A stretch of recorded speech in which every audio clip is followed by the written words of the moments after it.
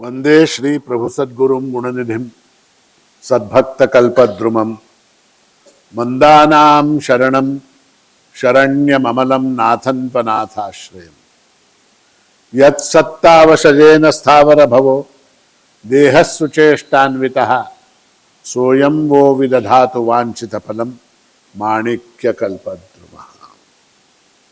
सदाशिवसमारम्भां शंकराचार्यमध्यमाम् अस्मदाचार्यपर्यन्तां वंदे गुरुपरंपराम्। इन शब्दों में प्रभु महाराज के चरणों में अनंत कोटि प्रणाम अर्पित करते हुए आज इस श्रावण पूर्णिमा के पावन अवसर पर आप सभी सद्भक्तों को,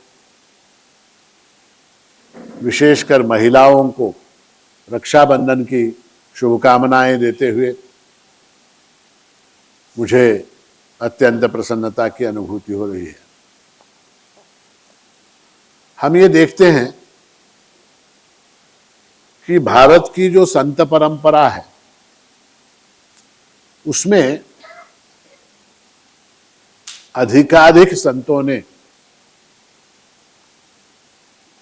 पद्य में ही रचना की है।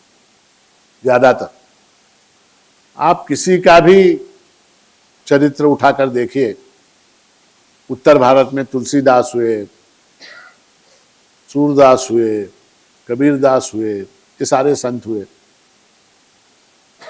उनका देखिए आप, सारा जो कुछ उन्होंने लिखा है वो 99% जो है वो सब पद्य में है, पोइट्री फॉर्म में है, प्रोज में बहुत कम है।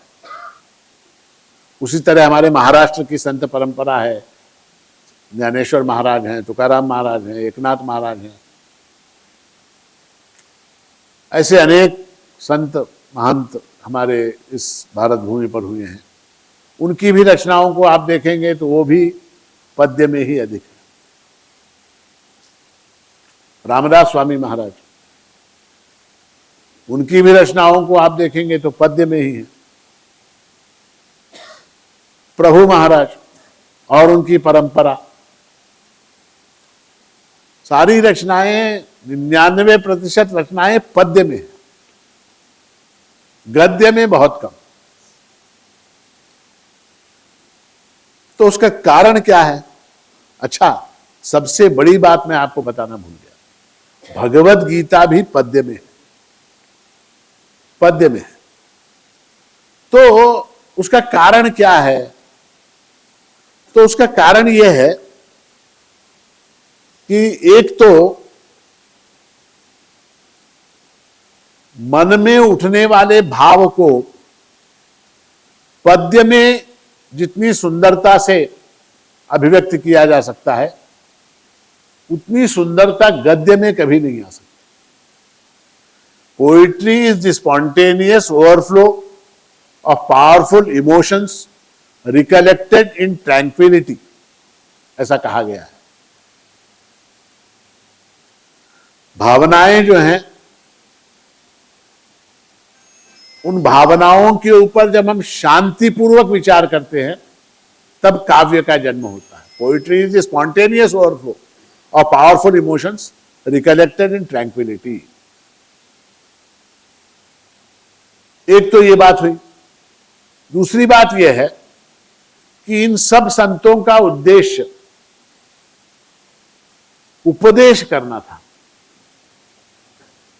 अच्छा, उपदेश में कैसा है कि जब तक उपदेश जो है वो अच्छी तरह से कंठ में, जबान में, जिह्वा पर, मस्तिष्क में अच्छी तरह से बैठ नहीं जाता तब तक उसकी पुनरावृत्ति नहीं हो सकती।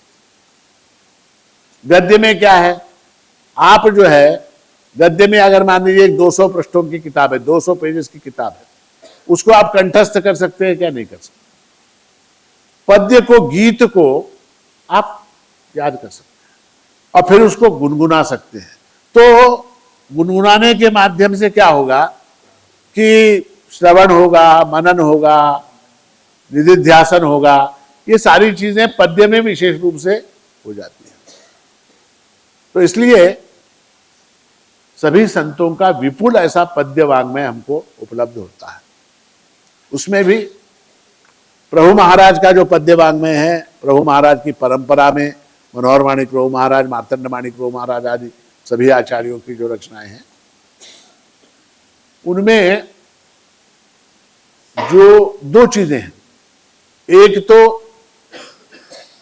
उनका अपना स्वानुभव कथन है। स्वानुभव कथन यानी क्या? अपने अनुभव को उन्होंने पद्य के माध्यम से अभिव्यक्त किया। एक तो पहली बात तो स्वानुभव का कथन। दूसरा क्या? दूसरा ये कि आश्रितों को, शिष्यों को, भक्तों को, छात्रों को उपदेश। दो चीजें। तो हम ये प्रयास करने वाले हैं अब कि प्रभु महाराज की रचनाएं हों, मार्तंड माणिक प्रभु महाराज की रचनाएं हों, मनोहर माणिक प्रभु महाराज की रचनाएं हों, कुछ जो अत्यंत प्रसिद्ध ऐसी रचनाएं हैं, उन रचनाओं को लेकर उनके गूढ़ार्थ पर हम विचार करेंगे। अब ऐसा है कि उन पदों का जो अर्थ है वो इतना गहन है, इतना विशाल है, इतना विस्तृत है कि हमारा जो ये सत्संग का समय होता है करीब 1 घंटा, उसमें वो पूरा होना नितांत असंभव है। तो हम प्रयत्न इस बात का करेंगे कि एक पूर्णिमा, 2 पूर्णिमा, या अगर पद लंबा हो तो 3 पूर्णिमा तक जो है उस एक पद को हम विस्तार पूर्वक उस पर विचार करेंगे, ताकि जब भी आप उन पदों को भजन में गाएं तो उस समय उसके अर्थ का बोध भी साथ साथ साइमल्टेनियसली हो। ऐसा है कि शब्द और अर्थ ये दोनों भी संपृक्त होते हैं। अर्थ के बिना शब्द और शब्द के बिना अर्थ ये असंभव है।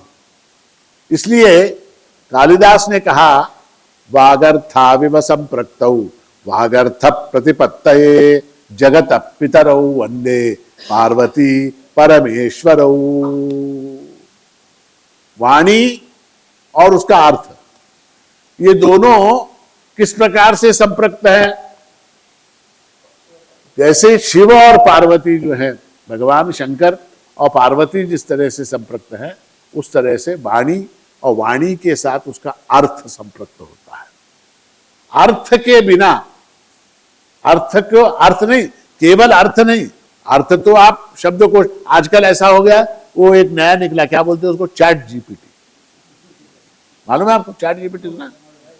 वो कुछ भी कर देगा, आप जो बोलेंगे आप उसका आप कर देगा, मगर अर्थ चैट जीपीटी आपको बताएगा, भाव कौन बताएगा? अर्थ है, उसके साथ भाव है। मैं अक्सर एक दृष्टांत सुनाता हूं कि एक बार क्या हुआ कि एक पेड़ के ऊपर बहुत से पक्षी रहते, बहुत से पक्षी रहते। तो एक वो जो पक्षी पकड़ने वाला होता, बहेलिया कहते हैं उसको हिंदी में, मराठी में पारधी कहते, वो आता था, दाना बिछाता था, दाना डालता था और जाल बिछा देता था। वो पक्षी दाना खाने के लिए आते थे और एक एक करके उस जाल के अंदर फंस जाते। एक साधु जो उस मार्ग से गुजर रहा था, उसने देखा ये पक्षी बेचारे जो है वो दाना खाने के लिए आते हैं और इसके जाल में फंस जाते हैं। तो उसको बड़ी दया है। किसको? साधु, दया है। उसने क्या किया, अच्छा वो साधु जो सिद्ध पुरुष था, उसको पक्षियों की भाषा आती थी। उसने सारे पक्षियों को ये बोला, इधर आओ, इधर आओ, सबको बुलाया।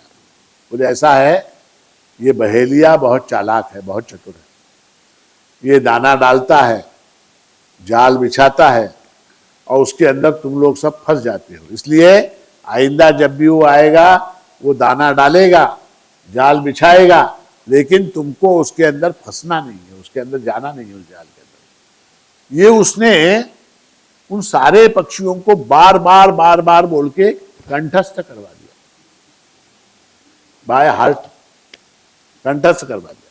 सारे पक्षी बोल रहे क्या, बहेलिया आएगा, दाना डालेगा और फिर जो है क्या जाल बिछाएगा और हमको उसके अंदर फंसना नहीं। बहेलिया आएगा, दाना डालेगा, जाल बिछाएगा, हमको उसके अंदर फंसना नहीं। ये उसने याद करा दिया और सोचा उसने साधु ने कि अब ये पक्षी जो है ये अपनी जान बचा लेंगे। दूसरे दिन बहेलिया आया, जैसे ही वो आया चारों तरफ से आवाज, बहेलिया आएगा, दाना डालेगा, जाल बिछाएगा, उसके अंदर हमको फंसना नहीं। ये बोला ये गड़बड़ हो गई, इनको तो सारा प्लान मालूम होगा। फिर भी उसने कहा चलो ट्राई करके देखते। उसने दाना डाला, दाना डाला, जाल बिछा दिया। जाल बिछाने के एक एक पक्षी, बहेलिया आएगा, दाना डालेगा, जाल बिछाएगा, अंदर, दूसरा अंदर। मुंह से बोल रहे हैं, मुंह से क्या बोल रहे हैं, बहेलिया आएगा, दाना डालेगा, जाल बिछाएगा, हमको उसके अंदर फंसना नहीं है। और सारे के सारे जाके उसके अंदर फंसते चले जा रहे। वो साधु दूर बैठा हुआ, उसने कहा इतना मेहनत करके मैंने इनको समझाया, फिर भी ये जाके फंस रहे, क्या बात है। बाद में उसको पता लगा कि मैंने इनको केवल शब्द रटाया है, अर्थ का तो इनको ज्ञान ही नहीं, अर्थ का और भाव का इनको ज्ञान ही नहीं है। तो बेचारे फिर क्या करेंगे। अर्थ का उसी तरह से हमारा जन्म मरण भीति नाही आमा, आत्मा एक सर्वांतरी हो, किती दैव सुकृत हे फळले, गुरुजीने माझा ब्रह्मची केले। हाँ, तो अर्थ अगर ज्ञात हो तो अर्थ के साथ भाव भी उदित होता है हृदय के अंदर, और वो अर्थ और भाव ही फलद्रूप होते, शब्द फलद्रूप नहीं होते। शब्दों से अधिक अर्थ फलद्रूप होता है, अर्थ से अधिक भाव फलद्रूप होता है। तो इसलिए हमारा प्रयास ये रहेगा कि सांप्रदायिक जो रचनाएं हैं उनमें से एक आध रचना को लेकर हम विस्तार पूर्वक चर्चा करें। हम शुरुआत करेंगे मार्तंड माणिक प्रभु महाराज की प्रसिद्ध ऐसी रचना मायामल धूत आम्ही अवधूत, इस रचना से हम शुरू करें। अब देखिए, ये महाराष्ट्र का प्रसिद्ध ऐसा अभंग है। अभंग शब्द के दो अर्थ होते हैं। एक अर्थ ऐसा जो भंग न हो, वो अभंग, जो न टूटे उसको अभंग कहते हैं। और दूसरा मराठी में काव्य की एक विधा है, एक छंद है, जिसको अभंग कहते हैं। जैसे इसी अभंग को आप लीजिए, मायामल धूत आम्ही अवधूत, दृश्य पंचभूत जाणू आम्ही। ठीक है। अब दूसरे चरण में पहले चरण के जो अंतिम शब्द हैं, जाणू आम्ही स्वप्न सुषुप्ति जागृति जन्म मरण भीति नाही आम्हा, अंत में क्या है, नाही आम्हा। फिर वो नाही आम्हा को तीसरे चरण में लिया, नाही आम्हा देह वासना संबंध कैसा मोक्ष बंध चिदाकाशी। फिर वहां के आखिरी शब्द को यहां पहले उठाए, चिदाकाशी चित्र निर्गुण सगुण आम्ही ब्रह्मपूर्ण सत्य ज्ञान। ज्ञान मार्तंड हा बोध अभंग झाला भवभंग हरपली माया, मायामल धूत हरपली माया। ये ऐसा एक चेन बन गया, ये क्या बन गया, एक श्रृंखला बन गई। अब ऐसे अभंग का लाभ क्या, इसके अभंग का लाभ यह होता है कि याद करने में बड़ा आसान।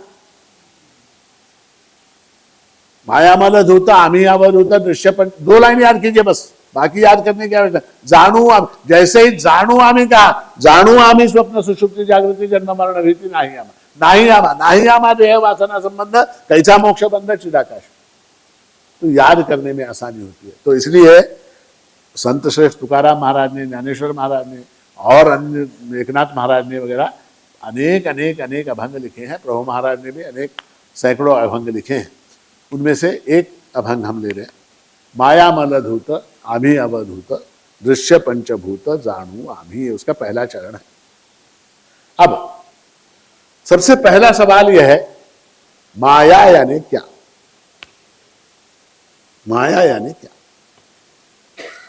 तो ऐसा है कि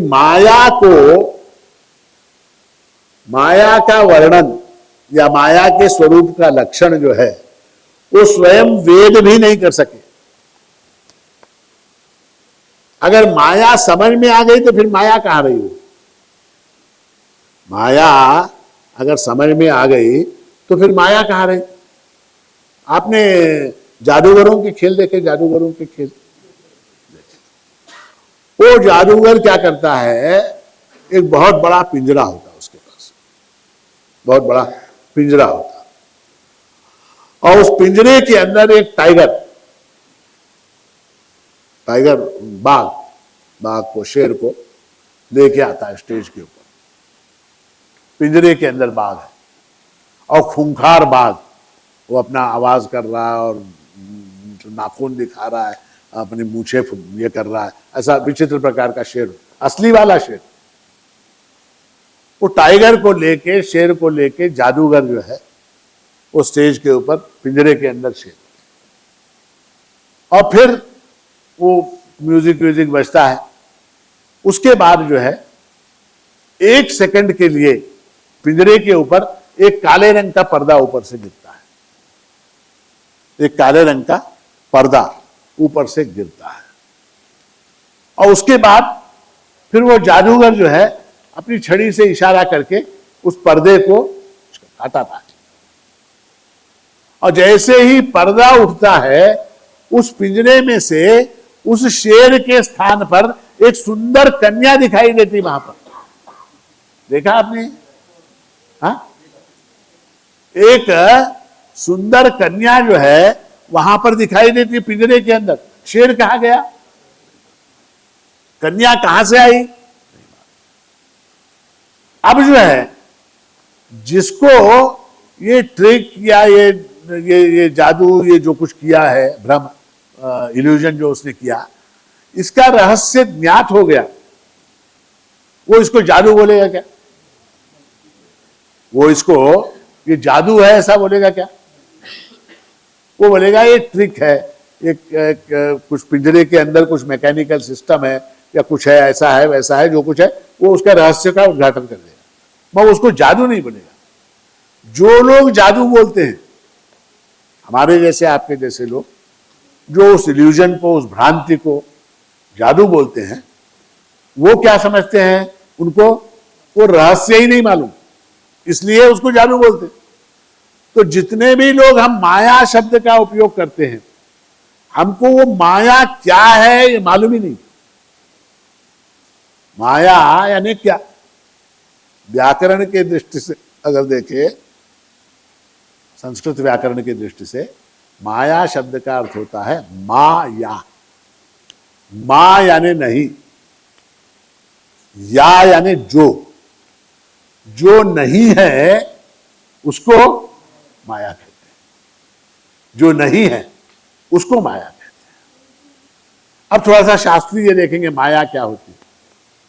ऐसा है, परब्रह्म परमात्मा की शक्ति का नाम माया है। हर एक के अंदर शक्ति होती है। आपके अंदर शक्ति है क्या? नहीं। कौन सी शक्ति है? बोलने की शक्ति है, बोलने की शक्ति है, चलने की शक्ति है, देखने की शक्ति है, हंसने की शक्ति है, रोने की शक्ति है। आपके अंदर शक्तियां हैं। उसी तरह परमात्मा के अंदर भी शक्ति है। देखिए, आपके अंदर बोलने की शक्ति है क्या? नहीं, बोलने की शक्ति है। किसी के बोलने से, केवल किसी के बोलने से कितने बड़े बड़े महाभारत हो जाते हैं, कितनी बड़ी बड़ी घटनाएं घट जाती।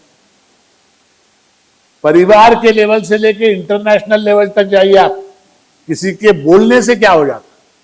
वो बोलने के अंदर शक्ति है ना। घर के अंदर आपने पत्नी से कुछ कह दिया, पत्नी ने आपसे कुछ कह दिया, तो वहां पर फिर क्या?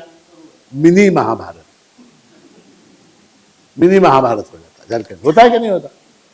देश के अंदर कोई कुछ बोल देता, प्रधानमंत्री चोर है, बोल दिया कि नहीं, बोला कि नहीं, प्रधानमंत्री चोर है, फिर क्या, मैं देश के अंदर आग लगा दूंगा, है ना, बोलने वाले लोग हैं, बोल देते, फिर क्या हो जाता है, फिर सारा मामला देश के अंदर इंटरनेशनल, मैं इंडिया के ऊपर 50% टैरिफ लगाऊंगा बोलता हूं। सुना आपने उसका चेहरा देखा? और वो पहले 10%, 10% से 20%, 20% से 25, 25 से 50, अब बोल रहा है मैं 100 करूंगा।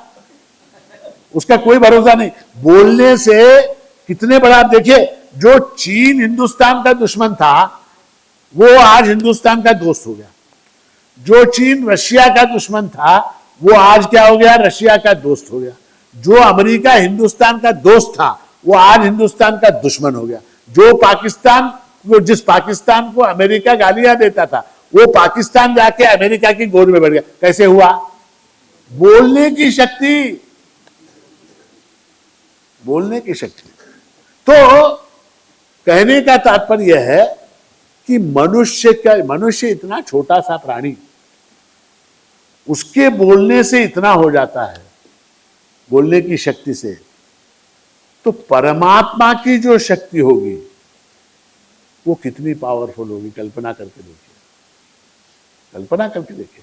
आपके मोबाइल की जो बैटरी, कल्पना कीजिए आपके मोबाइल की बैटरी और जो थर्मल पावर प्लांट होता है वहां की विद्युत शक्ति, कितना फर्क है इसमें, कितना फर्क है, हाँ, जबरदस्त फर्क है उसमें, ह्यूज डिफरेंस। उसी तरह से परमात्मा की शक्ति, अब वो परमात्मा की शक्ति क्या करती है? उस परमात्मा की शक्ति में दो काम होते हैं, दो काम करती है। क्या? एक, वस्तु के वास्तविक रूप को छिपाना, वस्तु के वास्तविक रूप को छिपाना, और दूसरा क्या? उसके स्थान पर किसी अन्य वस्तु को दिखा देना। ये दो काम, एक क्या, वास्तविक रूप को छिपाना, आवरण, और दूसरा किसी और ही वस्तु को प्रोजेक्ट करना। ये खेल कौन करता रहता है? वो परमात्मा की शक्ति करती रहती है। अच्छा, वो परमात्मा की शक्ति, उदाहरण दीजिए आप, एक बाप है, एक बाप, उसका एक छोटा 2 साल का बच्चा है, एक मां है, तो परमात्मा की बात कर रहे हैं तो बाप ही ठीक है, बाप, और उसका एक 2 साल का बच्चा है। अब वो बच्चा जो है अपने बाप के मुंह के ऊपर रुमाल, टॉवेल या बेडशीट, ऐसी कोई वस्तु डाल देता है और क्या समझता है कि मैंने बाप को छिपा दिया, गायब कर दिया, मैंने अपने बाप को छिपा दिया, गायब कर दिया। होता है कि नहीं ऐसा? घरों में होता है अक्सर, छोटे बच्चे खेल करते रहते। अच्छा, कभी कभी वो बच्चा जो है अपने बाप का चश्मा पहन लेता है, हाँ, अपने बाप का चश्मा, अपने बाप की टोपी पहन लेता है और ये प्रोजेक्ट करने की कोशिश करता है कि मैं ही बाप हूं। करता है क्या नहीं? आपके बच्चों ने भी किया होगा, आपका चश्मा पहन लिया, हाँ, आपकी टोपी पहन ली, करता है बच्चा। उसी तरह से ये माया शक्ति जो है वो परमात्मा को आवृत्त करने का प्रयास करती है। परमात्मा को आवृत्त करना है, छुपाना, उसको आवरण शक्ति कहते हैं। और दूसरा क्या? उसके स्थान पर कोई तीसरी ही चीज दिखा देना, उसको विक्षेप शक्ति कहते हैं। आवरण शक्ति और विक्षेप शक्ति। और इस शक्ति के अंदर 3 गुण हैं, सत्व, रज और तम।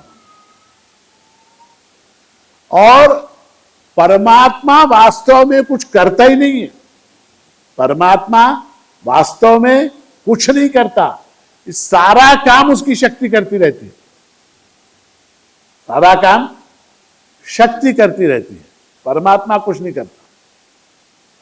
अब देखिए सवाल, अगर वो शक्ति करती है तो वो शक्ति उस परमात्मा से भिन्न है क्या?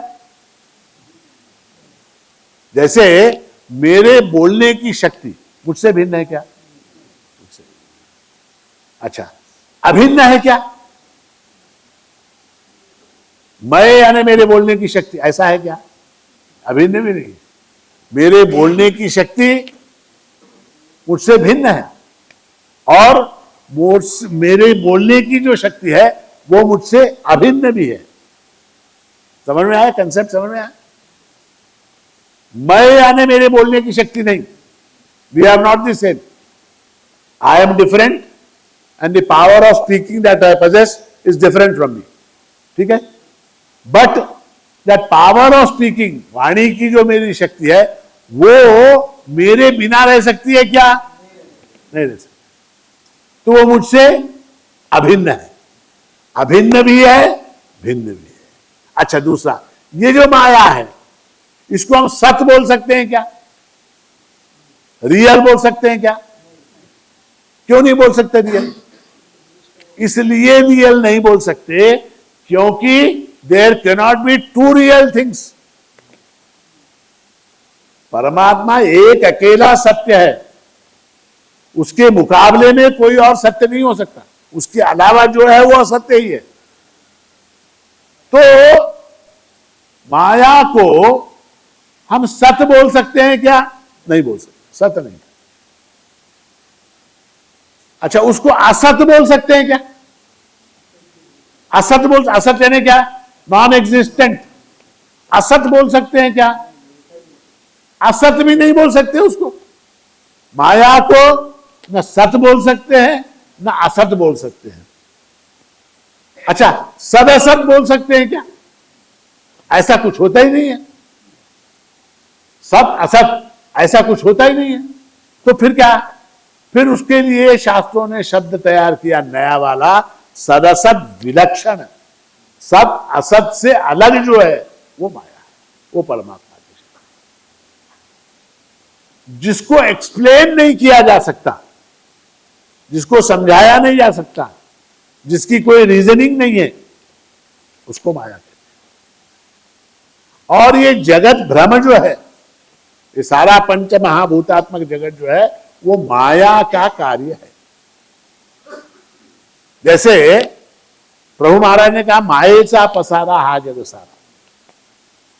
जैसे घर में बच्चा होता, बच्चे की बात हम करते, घर में बच्चा होता, अब वो बच्चा है, मान लीजिए घर की सारी चीजें, बर्तन, आपके क्या शो पीसेस, आपके फोन, आपका चश्मा, आपके घर में के चीजें, गिलास फिलास, कप सॉसर, सब लाके जमीन के ऊपर इधर उधर फेंक दे। हॉल के अंदर आपके बच्चे ने क्या किया?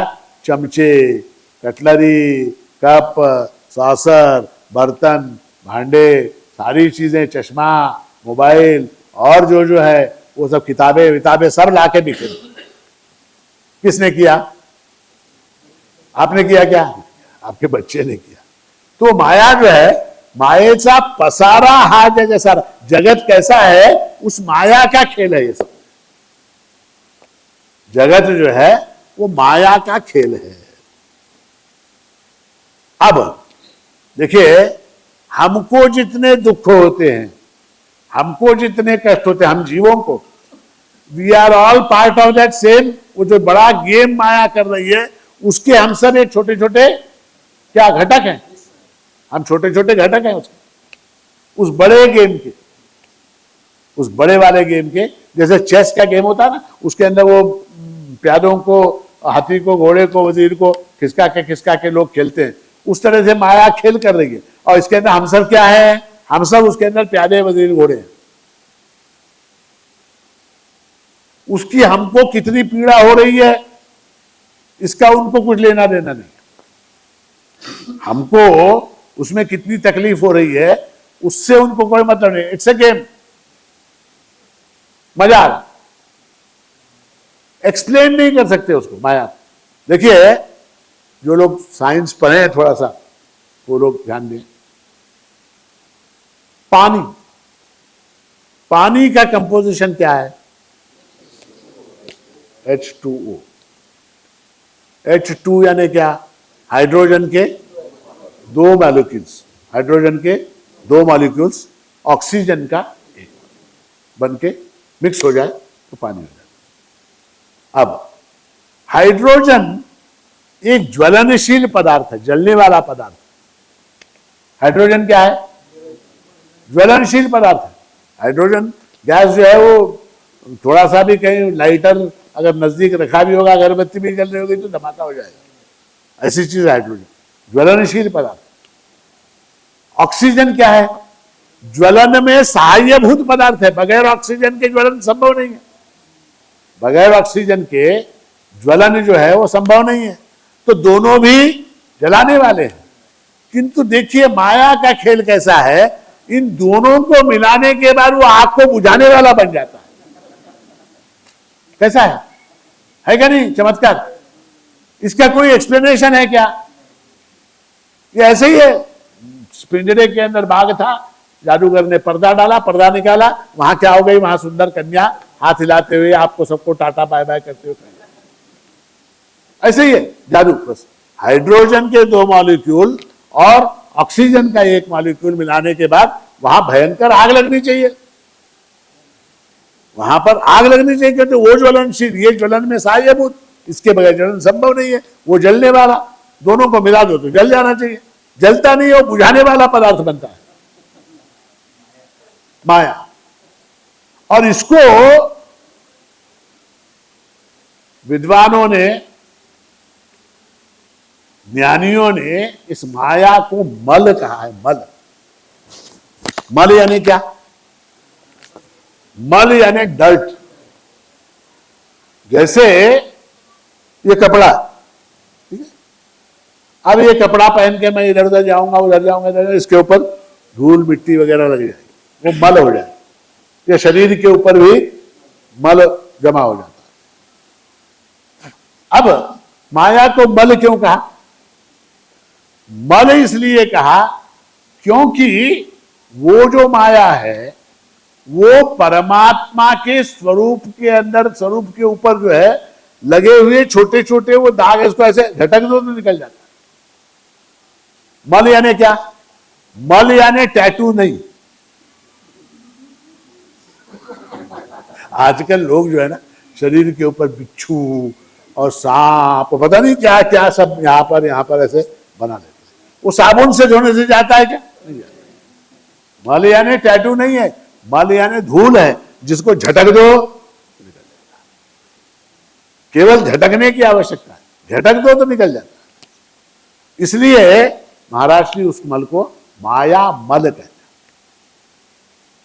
माया एक ऐसा इल्यूजन है, ऐसा भ्रम है, ऐसी भ्रांति है जिसके कारण मेरा जो स्वरूप है, जो ब्रह्म स्वरूप है,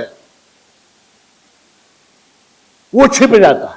छिपाने का काम ही उसका है, तो इसलिए उसको मल कहा है। और मल कहने में उद्देश्य है कि जो धोया जा सकता है, जो धोया नहीं जा सकता उसको मल नहीं कहते, उसको टैटू बोलते। माया को धोया जा सकता है। माया मल धूत, धूत यानी क्या? धुले हुए। धूत शब्द का अर्थ है धुले हुए। माया मल धूत। और फिर आगे महाराष्ट्री कहते हैं आम्ही अवधूत, आम्ही अवधूत। अब अवधूत किसको बोलते हैं? अवधूत शब्द, अवधूत आपने सुना होगा, देखा होगा कहीं। हमारे सारे प्रभु संस्थान के सब करस्पॉन्डेंट में, वांग्मय में 70 श्री गुरु अवधूत लिखा होता है। अवधूत, अवधूत कौन है? तो सर्वान प्रकृति विकारान अवधूनोति इति अवधूतः। प्रकृति के सारे विकारों को जिसने धो दिया, प्रकृति के सारे विकार, विकार शब्द का अर्थ क्या? मॉडिफिकेशंस। अस्ति, जायते, वर्धते, विपरिणमते, अपक्षीयते, नश्यति, ये विकार। इन विकारों से जो अतीत हो गया, इन मॉडिफिकेशन से जो पार चला गया, वो अवधूत। सर्वान प्रकृति विकारान अवधुनोति इति अवधूतः। और ऐसा जो है भगवान दत्तात्रेय का स्वरूप उनको प्राप्त होता है, इसलिए उनको अवधूत कहते हैं। तो हम क्या हैं? हम माया मल से धुले हुए हैं, माया के मल से धुले हुए हैं, बिल्कुल साफ स्वच्छ निर्मल है, और हम अवधूत स्वरूप हैं, अवधूत स्वरूप हैं। आप बोलेंगे कहां के अवधूत स्वरूप? बीवी थोड़ा जोर से नाम ले ले, पुकार ले, तो यहां पर घबरा जाते हैं। काहे के अवधूत? ऐसा है, यहां जिस स्वरूप की बात हो रही है वो देह की बात नहीं हो रही, देह की बात नहीं हो रही यहां पर इंद्रियों की बात भी नहीं हो रही, यहां मन की बात भी नहीं हो रही। यहां पर किसकी बात हो रही है? जो कोर एसेंस है हमारा, जो कोर एसेंस है। कोर एसेंस मालूम है आपको किसको बोलते? कोर एसेंस किसको बोलते? कोर एसेंस यानी ऐसा तत्व जिसका फर्दर डिवीजन संभव नहीं। पुलाव, उसका हमने एनालिसिस किया, एनालिसिस किया तो क्या क्या निकला उसमें से? काली मिर्च, एनालिसिस करते ना, जैसे पूरा उसका क्या क्या क्या बनता है, जैसे ब्लड का एनालिसिस करते हैं, इसके अंदर इतना सोडियम है, इतना फलाना है, इतना कॉम्पोजिशन, हाँ उसका कॉम्पोजिशन। तो नमक निकाल दिया, काली मिर्च निकाल दी, ठीक है, उसके बाद जीरा निकाल दिया, हल्दी निकाल दी, शाहजीरा निकाल दिया, बड़ी इलायची, छोटी इलायची, हरी इलायची सब निकाल दिया।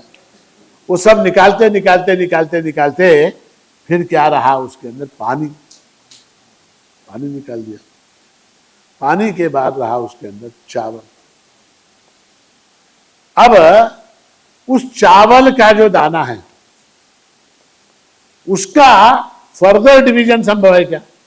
पुलाव का एनालिसिस कंपोजिशन पता कर सकते हैं, चावल का कर सकते हैं।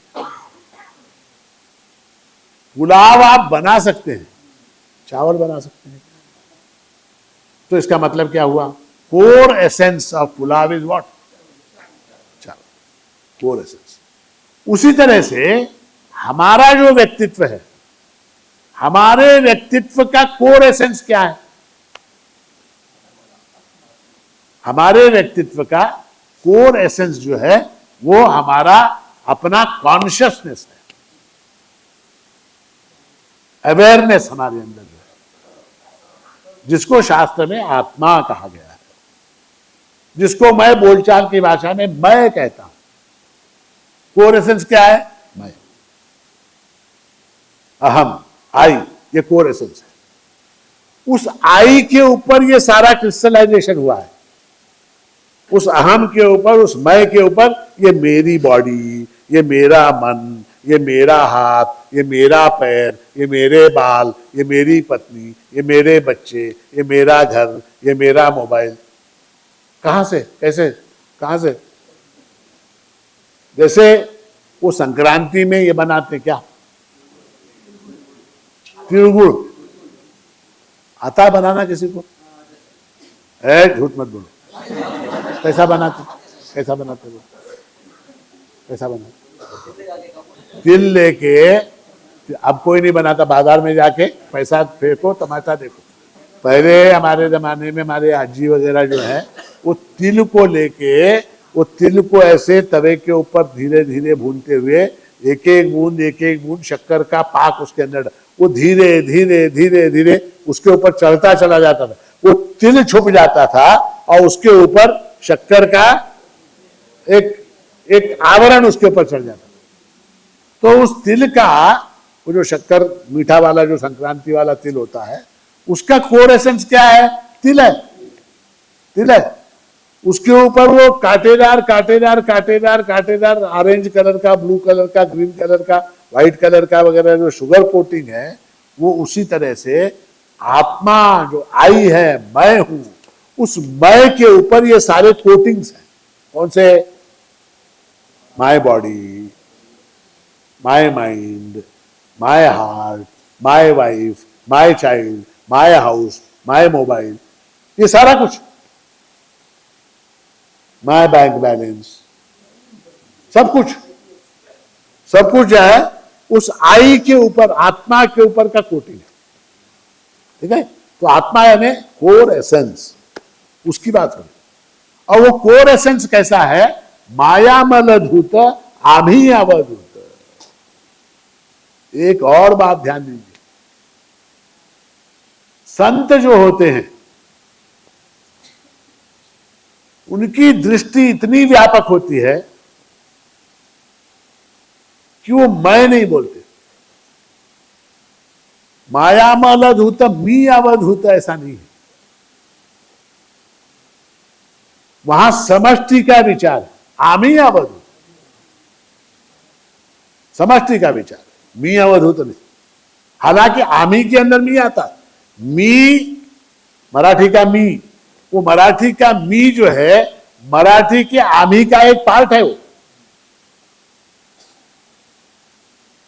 वो हमारे महाराष्ट्री बताया करते थे आम्ही शब्द का प्रयोग।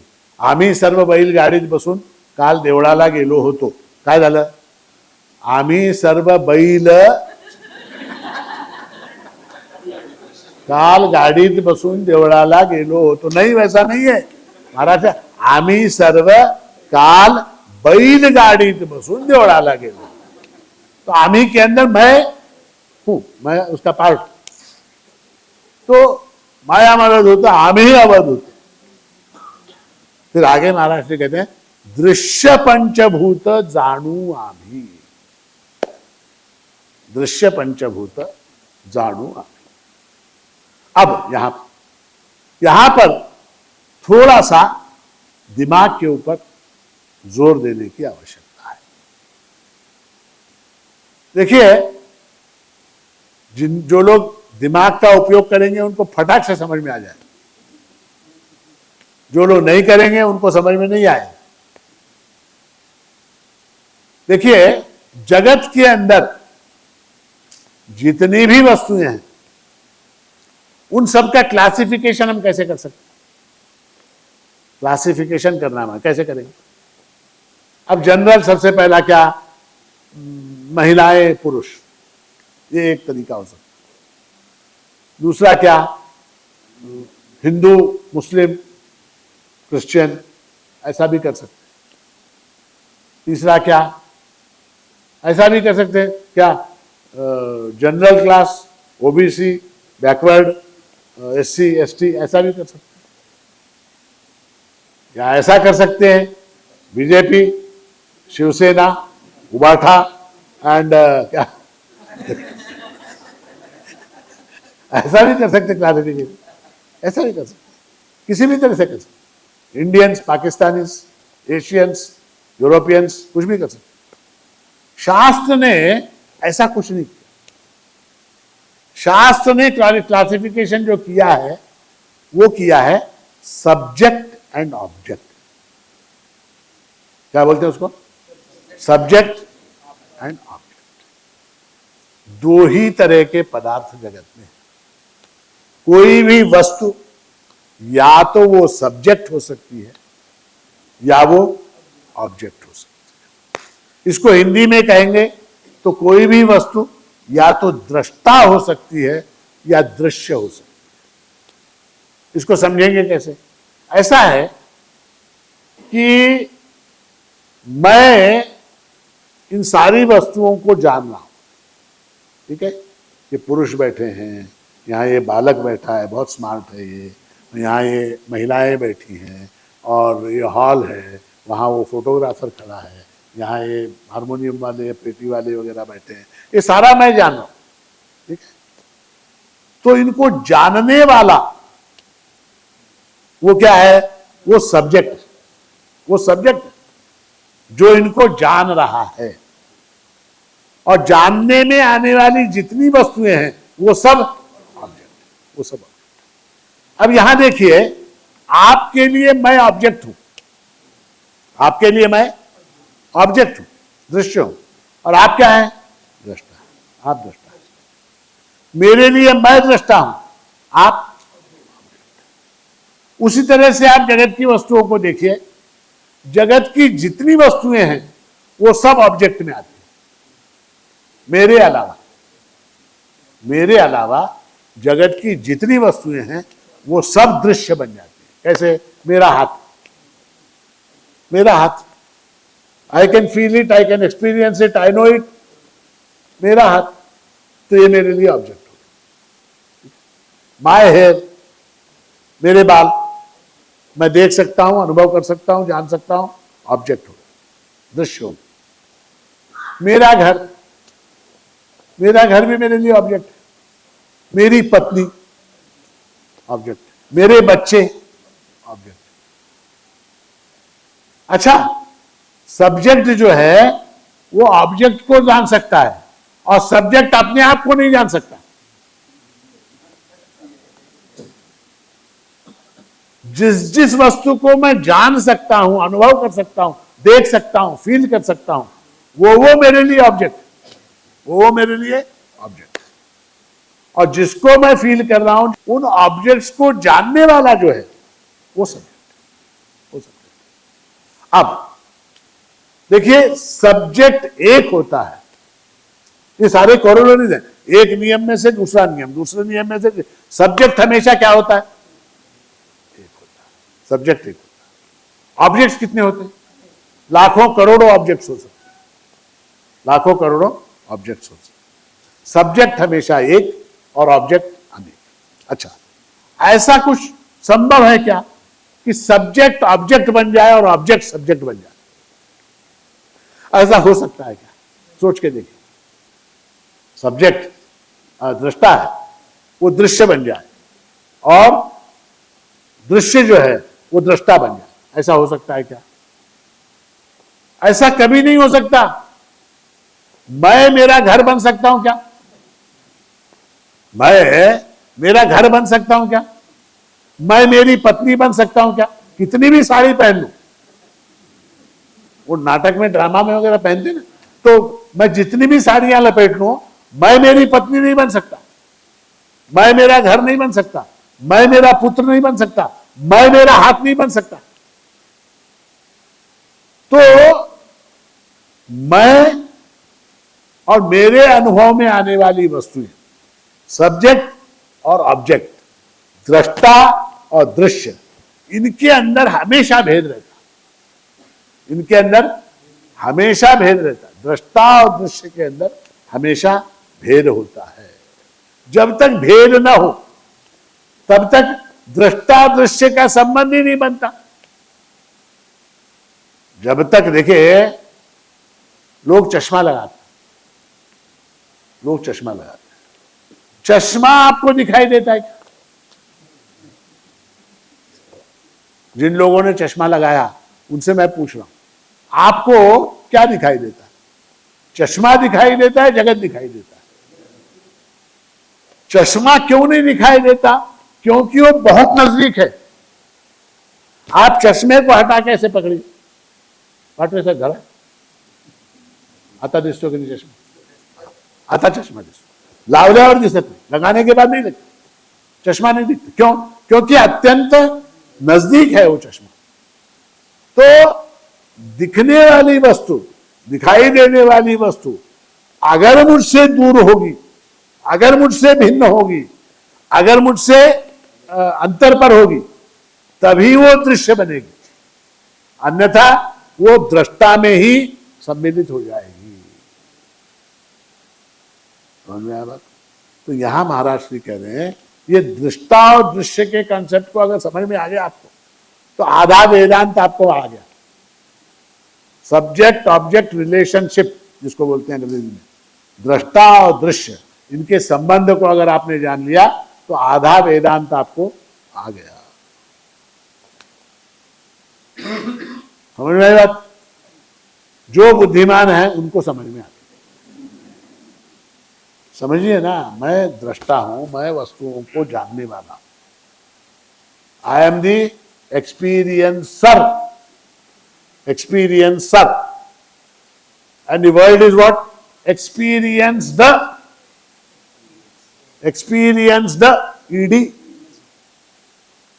Experiencer cannot become the experienced, and the experienced cannot become the experiencer. तो यहां महाराज श्री कह रहे हैं दृश्य पंचभूत, ये जो जगत है पंचभूत यानी क्या जगत, क्योंकि जगत पंचभूतात्मक है, सारी सृष्टि उसके अंदर, पंचभूत में सब कुछ आ गया। पृथ्वी आप तेज वायु आकाश, इनके कॉम्बिनेशन से ही सारी चीजें बनी है। इवन आपकी पत्नी, आपके बच्चे भी पृथ्वी आप तेज वायु आकाश के कॉम्बिनेशन से, आपकी बॉडी भी, आपका मन भी, आपकी बुद्धि भी, सब कुछ। इवन आपके पैसे नोट जेब में जो है वो भी पृथ्वी तत्व के बने हुए हैं, पृथ्वी तत्व के हैं। ठीक है, तो बता रहा था आपको, दृश्य पंचभूत जाणु आदि, पंचभूतात्मक जगत जो है वो दृश्य है। पंचभूतात्मक जगत क्या है? दृश्य है। अब इसके ऊपर से हम क्या अर्थ लगाएंगे, क्या लगाएंगे बताए आप बताओ।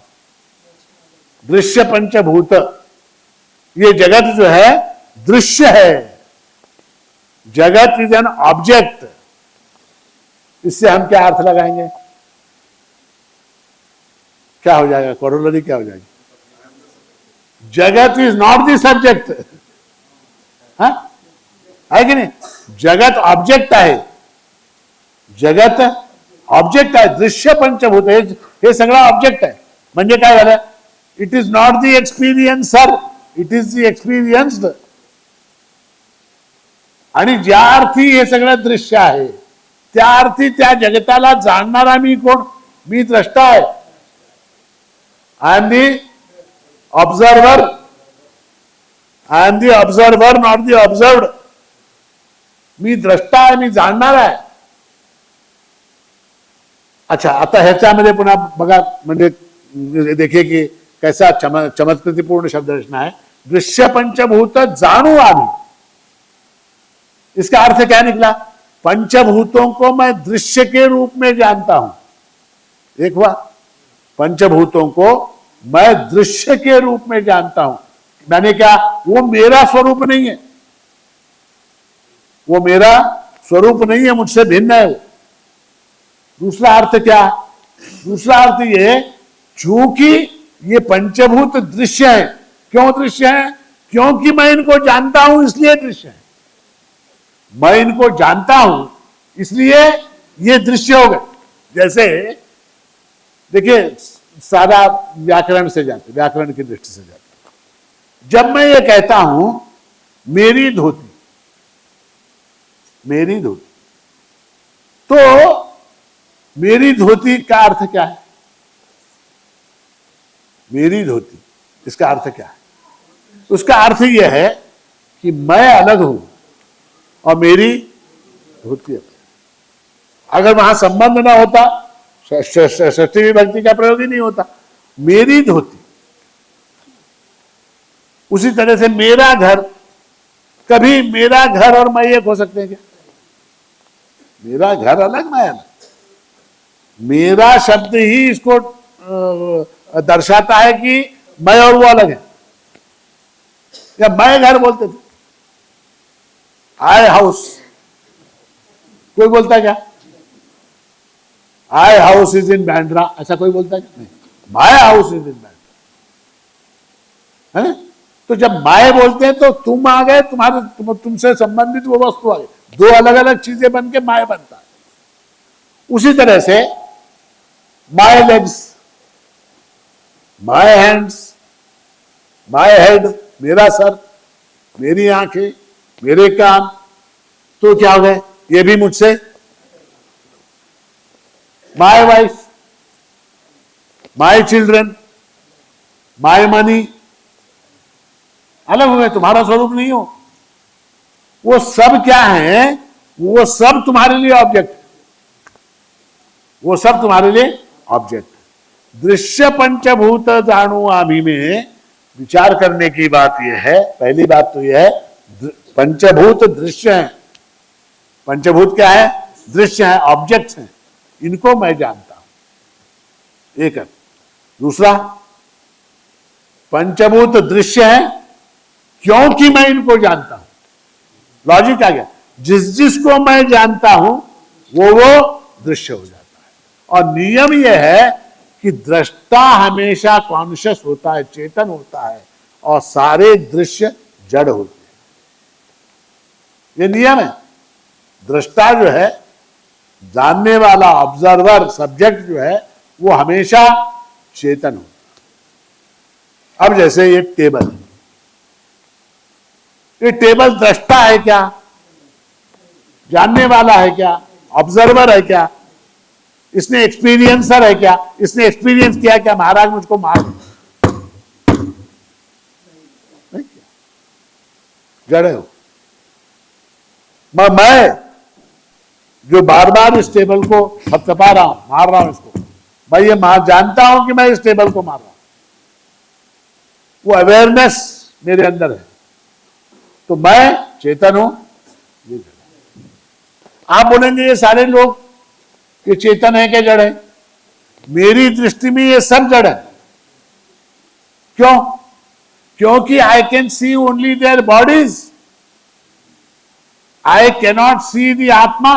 मैं उनकी आत्मा को नहीं देख रहा, जो जड़ है उसको देख रहा हूं। उनके बाल, कोई टकला है, कोई गंजा है, किसी के काले हैं, किसी के सफेद हैं, किसी के सफेद को काले किए हुए हैं, ऐसे सारे बाल हैं यहां पर। ये सब जड़ है, ये सब जड़ है। अच्छा, आप जो देख रहे हैं आपको क्या दिख रहा? आपको भी जड़ ही दिखाई दे रहा, आपको भी जड़ दिखाई दे रहा, आपको चेतन दिखाई नहीं दे सकता, क्योंकि चेतन आप स्वयं है। बड़ा मजेदार है वेदांत जो है ना, बहुत बहुत इंटरेस्टिंग और एक्साइटिंग ऐसा सब्जेक्ट। इसको समझेंगे आप तो उसके बहुत मजा आएगा। उसके चेतन जो है वो जानता है सब कुछ, उसके अंदर जानीब है, उसके अंदर अवेयरनेस है, उसके अंदर कॉन्शियसनेस है। उसके आप मेरे कॉन्शियसनेस को देख रहे नहीं, आप मेरी बॉडी को देख रहे, जड़ शरीर को देख रहे, जड़ वाणी को सुन रहे, तो आपको ये ऑब्जेक्ट ही दिखाई दे रहा, मेरे को ये ऑब्जेक्ट दिखाई दे रहा। तो महाराज श्री कहते हैं कि दृश्य पंचभूत जाणु आमी, जाणु आमी। तो देखिए, केवल हमने कितनी पंक्तियां देखी? 2 पंक्तियां। 2 पंक्तियों में 1 घंटा लग गया। ये मैंने आपको संक्षेप में बताया, मैंने आपको संक्षेप में बताया। अब इसके अंदर कितनी पंक्तियां हैं? दृश्य पंचभूत जाणु आमी स्वप्न सुषुप्ति जागृति जन्म मरण भीति नाही आमा देह वासना संबंध कैसा मोक्ष बंध चिदाकाशी चिदाकाशी चित्र निर्गुण सगुण आम्ही ब्रह्मपूर्ण सत्य ज्ञान ज्ञानमार्तंड हा बोधभंग झाला भावभंग हरपली माया। 10 लाइनें बची हैं अभी, 10 लाइनें बची हैं अभी। तो ऐसा है जैसे डॉक्टर लोग जो है ना, वो कैप्सूल देते, कैप्सूल। अब वो कैप्सूल कितना होता? इतना सा, जिसको आप निगल, वो विटामिन डी की एक गोली होती, इतनी सी पीले रंग की गोली होती, हर हफ्ते 1 लेने के लिए बोलते डॉक्टर। हफ्ता भर काम करती हो इतनी गोली, हफ्ता भर काम करती हो। कुछ कुछ गोलियां महीना महीना काम करती हो। उस तरह से ये जो है ना, ये वेदांत के कैप्सूल्स हैं, वेदांत के कैप्सूल हैं। तो जब हम इन पदों को गाएंगे ना, गाएं, तो वो पक्षियों की तरह नहीं होना चाहिए। पक्षियों की तरह क्या? बरेलिया आएगा, दाना डालेगा और जाल बिछाएगा, तुमको उसके अंदर नहीं फंसना है, ऐसा नहीं होना। मायामलधूत आम्ही अवधूत दृश्य पंचभूत जाणू आम्ही, ये अगर भाव आ गया ना, फिर संसार का भय नष्ट होता है। उसका लाभ क्या है? जानू, इसको सब जान जाएंगे क्या है, इसको हम सब जानते हैं। इसके जैसे वो जो क्या बोलते हैं शेर जो है ना, वो शेर लड़की कैसे बनता है इसको हम जानते हैं। किसको मालूम है? वो जो अंदर स्टेज के पीछे होता पर्दा खींचने वाला, उसका असिस्टेंट वगैरह जो होते हैं ना, उन लोगों को सब मालूम होता है वो शेर लड़की कैसे बनता है। बाकी लोगों को, हम जो ऑडियंस में बैठे हमको नहीं मालूम। स्टेज के ऊपर के जो लोग नजदीक के लोग हैं, नजदीक के लोगों को रहस्य मालूम होता है। किसके नजदीक? प्रभु के नजदीक, उनको रहस्य मालूम है। फिर वो शेर से भी नहीं डरते, लड़की से भी नहीं डरते। वास्तव में वो शेर है या लड़की है इसको वो जानते हैं, या दोनों है, वो कैसे इंटरचेंज होते हैं, कब बदलता है, लाइट कब ऑफ होता है, पर्दा कब खिसकता है, इस सारी चीजों को जानते हैं। दैवी ऐसा गुणमयी मम माया दुरत्यया मामेव ये प्रपद्यन्ते मायामेताम तरन्ति ते। मैं हमेशा बताता हूं ना कि मछुआरा जो है वो जाल फेंकता, उसके जाल में कौन सी मछलियां आती हैं?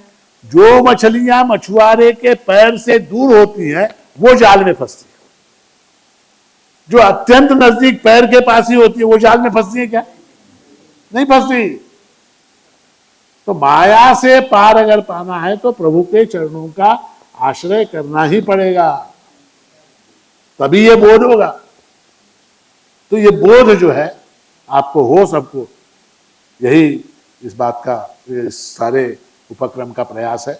और प्रभु महाराज के चरणों में प्रार्थना है कि ये बोध आपको हो, उसका लाभ आपको हो, प्रभु की कृपा आपके ऊपर हो, आपका सबका शुभ हो, मंगल हो, ऐसा आशीर्वाद देते हुए मेरी वाणी को विराम देता हूँ।